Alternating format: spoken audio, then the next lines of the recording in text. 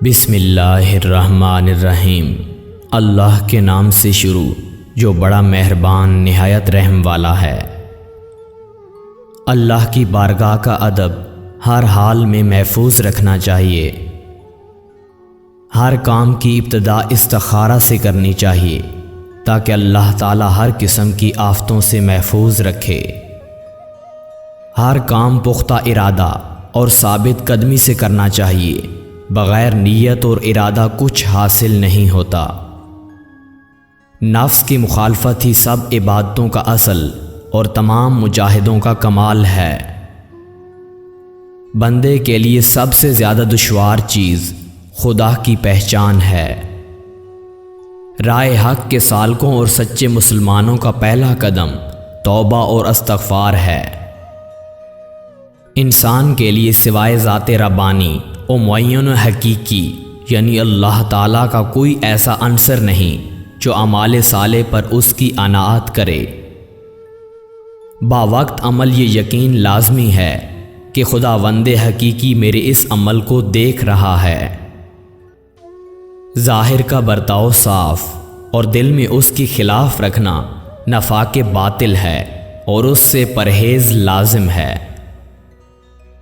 اس ذات حقیقی کی روبرو ہمیشہ عاجزی سے دعا مانگنا چاہیے۔ غنی کا نام صرف ذات باری تعالیٰ ہی کی شیان شان ہے اور مخلوق کو اس نام سے پرہیز کرنا چاہیے۔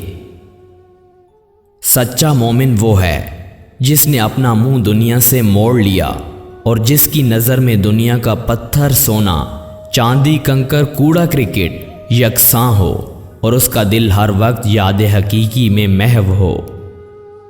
انصاف کو کبھی ہاتھ سے نہ چھوڑو۔ ہر انسان پر لازم ہے کہ وہ اپنا باطن درست کر لے اور حقیقت کی طلب رکھے اور رسوم ظاہریہ سے پرہیز کرے۔